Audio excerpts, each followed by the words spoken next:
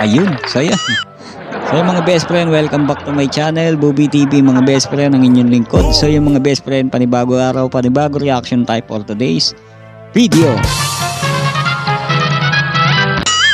So yung mga best friend, at ito, nakita nyo naman sa thumbnail mga best friend, ang i-reaction natin. So yung mga best friend, ayun nga, at dito.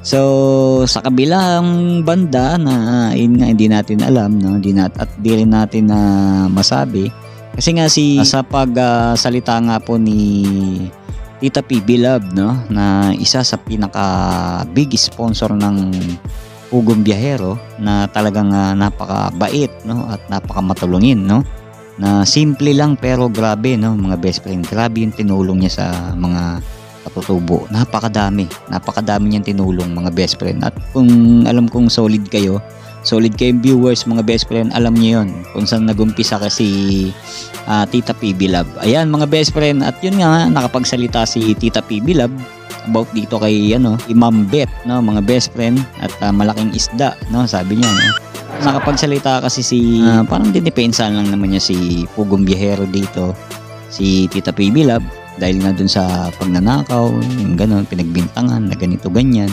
So masakit yun para sa kanya, kasi isa si Pugong Biyahero sa pinagkatiwalaan niya talaga, So yung mga best friend, at ito, nakapagsalita si Ma'am na yun nga sa Ma'am, yung kung napanood niyo yung live ni Ma'am P. Beloved nun, nakapagsalita siya na ayun nga, yun sa tinulong niya, na kahit hindi niya sinasabi kung ilan, pero nasabi niya sa live na yung milyon, sobra, pero hindi niya inaano yun, hindi niya iniisip na ganun, basta makatulong siya, mga best friend. At dito medyo minasama naman nito ni Malaking Isda, na minasama niya dito, at hindi ko naman alam, na dinamay niya rin dito si Ma'am P. Beloved. So yung mga best friend, at yun, pakinggan natin yung sinabi ni Malaking Isda, na sinayang daw ni Sir Pugong Biyahero, na sinasabi niya dito na pinakawalan, So yung mga best friend, pero bago tayo mag-umpisa, mga best friend, salamat po sa pag-like and share at support sa ating munting reaction. At syempre, huwag niyo kakalimutan syempre supportahan Pugong Biyahero syempre, at Kalingap Rob, at Bal Santos Matubang, at Ruel of Malalag. Ayan mga best friend, supportahan natin, at yung mga charity vlogger dito sa Pilipinas, mga best friend. Yan, salute tayo dyan, mga best friend. At ito, at syempre Bobby TV, mga best friend, baka kalimutan nyo pa, ha? Okay, huwag nyo kakalimutan, mga best friend, ha? At yun, ito na nga, mga best friend, at pakinggan natin tong sinabi ni Malaking Isda. Wow! I feel good. I knew that I would. We do something else. Kaya napag-isipan namin, para tulong nila na naawa sila sa akin. Nakita ba ninyo, kayo diyan mga mga buyers ko, na nakipagdiskuhan ako dito? Honestly, I don't like a big group of Filipino. Kasi mga maarte, lalo na mga bago, na nakapag-asawa lang ng foreigner, akala mo sino? Mas proud pa kami dito. As I said, hindi ang pagtulong sa So yun mga best friend, ang asawa niya kasi Pinoy, ni Malaking Isda. At ang pinaparinggan niya dito, si Tita P. Beloved, nakapag-asawa ng foreigner. So yun, tuloy natin mga best friend. Puwa natin, hindi lang tayo, ma'am. Ang ipanghambog ninyo na, nakita ko na 1 million. Ang ipanghambog,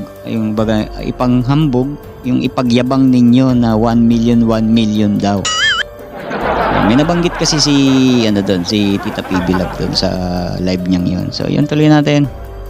Yung simbahan na yun, marami. 35 bands na bahay.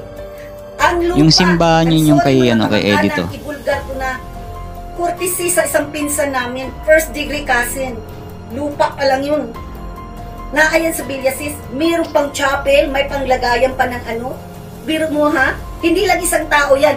Donation yan dito sa Virginia Beach at saka California ng mga Nurses Association, Doctor and Nurses Association. Kasama na rin kaunting namin. So yun mga best friend dito, at syempre nagyabang na naman mga best friend. At binida na naman niya yung kanyang sarili. Ayun nga yung pinaka-ayoko dun, mga best friend. Sobrang bida sa sarili. So yung mga best friend. At doon nga, sinita niya si Tita P. Beloved doon na sinabi niyang hambog. Doon pa lang mga best friend, may inis ka na, di ba? Oo, hambog na ganito na 1 million million daw na tinulong ni Tita PB Love at ino-okray naman netong si Malaking Isda. Para sa akin naman, talaga namang napakadaming itinulong niya nan. Sobra.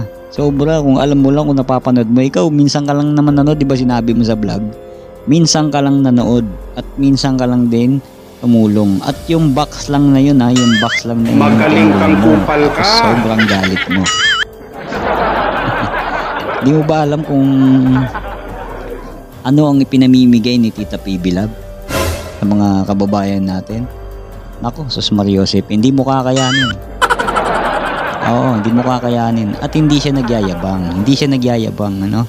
Sinasabi niya lang, sinasabi niya lang niya yun para ma-encourage ka na hindi dapat ganun yung sinabi mo kay Paul na pinagbintangan mo ganito, pati yung asawa ni Mang Eli, dinamay mo lahat. Tapos ngayon pinaringgan mo si Tita PB Love na hindi naman dapat iparinig kay Tita PB Love yun dahil napaka-edukada niyan. So hindi naman katulad mo kasi. So yan ha. At yun nga nababalita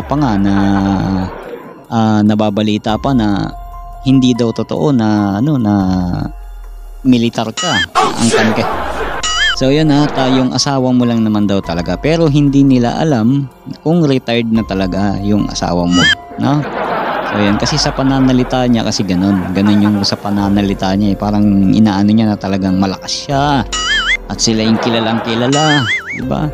Kumbaga parang buhat na buhat yung bangko, no? So pangit yun, no? So, may pagkaano talaga siya, may pagka mahangin. Sabihin na natin, real talk naman yun kahit sino naman alam sa mga nakapanood Ito si Tita PB Love, hindi nagsasalita to, mahinahon to, sobra. At napakabait, no? Ang dami na tulungan, ang daming beneficiary, ang daming pabahay. Kaya mo ba yun? Sa tingin mo, kaya mo yun? Pero, ito mga best friend, no? Sa kabila ng pagsabi niya noon na hambog, na keso ganyan to, na ganyan, huwag ipagyabang daw sa kanya. At, pero tignan mo naman kung gaano edukada to si Tita PB Love at kung gaano kabait, no? At pinuri ka pa. Ito ang sagot sa'yo ni Tita PB Love, no? Dito sa huling vlog niya na hindi na siya magbablog, no? At hindi na siya magla-live about sa'yo. Pero may iniwan siyang salita na parang pa rin, peace talk pa rin, no? Para sa kanya, no? Ewan ko lang sa'yo. Dalawang beses na yan! Kaya mga best friend, ito, pakinggan natin yung pahayag ni Tita PB Love. Sa akin, sa mga nangyayari, yung pagnanakaw ng PB team, mga ganun, alam nyo, tapusin na lang natin yan, hindi na natin halongkatin. Kasi hindi naman maganda yung issue na yan na nagbibintang. Tama. Diba? Nag-uusap kami ni Sir Paul. Mahinahon, mabait. Kaya lang, just to clarify one thing po, ito ang ating istorya, At saka po yung ano ba yan? Dapat tama na yan. At tapos na. Kasi si Ma'am Beth, we're good. I never claim na mayam. Kita mo yun? Pinuri ka ni Tita PB Love kahit sinabihan mong ganun. Diba dapat ganyan ka mag-isip at ganyan ka rin magsalita, ganyan ka magpakumbaba. Si Tita PB Love, laking hirap yan. Ikaw, laking mayaman ka ba? Yari ka! Dati ka lang din sa probinsya, di ba? Tapos tumapak ka rin sa lupa. Oo, yung sinasabi niya na nakapag-asawa daw ng ganito, ng Amerikano. Pero ikaw nakapag-Pilipino asawa mo, pero bakit ganyan yung yung ugali mo, di ba? Magaling kang kupal ka. Pilipino kasi sinabihan mo pa na magkalayo kayo ng agwat. Lupa sila, langit ka. So yun yun naman yung sinabi sa'yo ni Tita PB Love, di ba? Dapat suntok na sa'yo yan Inuri ka pa, no?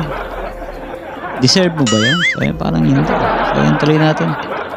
From the beginning I started my vlog, the beginning I started, palagi namin sinasabi, we're not millionaires, hindi po kami mayaman, hindi po kami, but we live comfortably. Okay, I always grew up very poor. I always grew up as a katutubo. We have a very poor life and we struggle.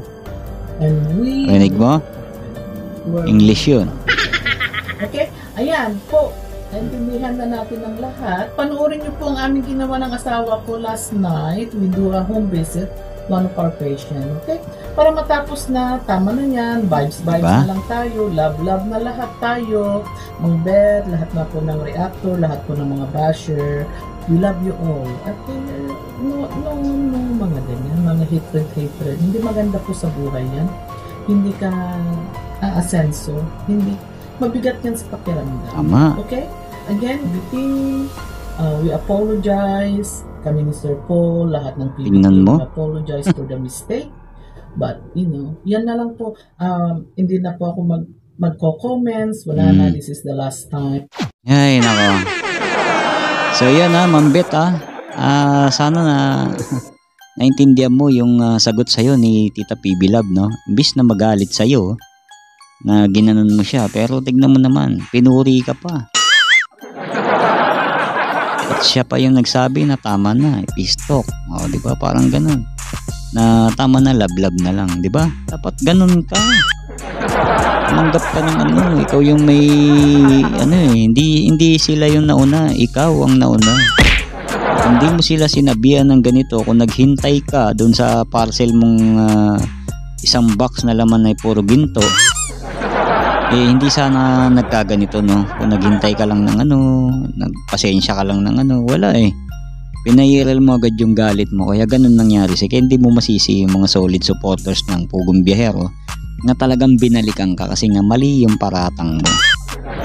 Mali yung paratang mo kahit sino naman kahit sino naman paratangan mo ng gano'n, hindi ka babalikan talagang babalikan ka kaya ngayon, di ba? Nag-trending ka na, so sikat ka na. Yari ka! Kaya hindi mo maiiwasan talaga na kahit saan platform, social media, makikita mo yung mukha mo talaga. Pero sana matapos na, no? Kasi kita naman natin, sinabi na ni Tita PB Love, no? Siyempre yung side mo na lang yung hinihintay, no? Sana maisip mo, no? Mag-apologize, no? Apology, magganito, magganyan, tignan mo, mawawala yung mga galit sa'yo ng mga solid supporters, di ba? Mga solid, no? Mawawala sa'yo, mawawala yung galit. Siyempre, tinanggap mo na yung pagkakamali mo tignan mo tinanggap, sabi ni Tita PB Love, may pagkakamali sila, so nagpasensya sila. So ikaw, di mo tatanggapin. Magaling kang kupal ka. Pwede kang ang kasuhan dun. Huwag mong subukan. Oo, at ikaw ang dapat ipatulpo dun sa ganun sinabihan mo silang ganun. Mahirap yun, oo. At wala kang pruweba. Kasi sila Sir Paul may pruweba, pinakita, walang labis, walang kulang. So, hindi ka kakampihan ni Tulpo. Alam mo ba? Hindi ka kakampihan pag ganun, napakatalino nun. Oo, mapapahiya ka lang, sasayangin mo lang yung pamasahe mo punta dito, diba? Mamaya pa-default ka pa yan pwede. So yan mga best friend, at sana naunawaan natin yung lahat-lahat ng sinabi dito, no?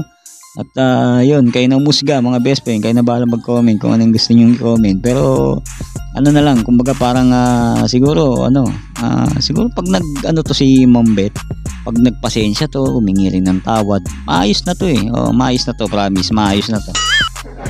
Pero hanggat nagmamatigas siya, kung ano pa sinasabi niya, asahan mo na tuloy-tuloy talaga. Oo, tuloy-tuloy talaga yung mga tao talaga sa'yo. Kaya ganun ang mangyayari sa'yo talaga. Asahan mo na yung basher puputaktihin ka. Pati ng mga reactor. So yun mga best friend, hanggang dito na lang po ang video reaction natin mga best friend. Siyempre shoutout kay Tita PB Love na napakabait at kilala ko niyan, Buboy TV. Kasi doktor yung asawa niyan yung nung reactor pa ako ni Pugo, nag-ano ako sa kanya, nagsabi ako na ganito yung pwede kong nag-share ako ng ko sa sakit ko. Sinagot naman ni Tita PB Love na ganito, iwas sa ganito, iwas sa ganyan. So, di ba mga best friend? So, yun, kung iba-iba lang, hindi ako sinagot. Di ba? Siyempre, mabait si Tita PB Love. So, supportan natin, subscribe natin si Tita PB Love. Siyempre, lahat ng Pugo Team. At siyempre, sa lahat ng Kalingap mga best friend. At siyempre, Buboy TV, huwag niyong kakalimutan. Alright, mga best friend, hanggang dito na lang po ang ating video reaction. Kita-kits po tayo uli, mga best friend. At yun, mga best friend, maraming salamat po. Bye-bye, peace out.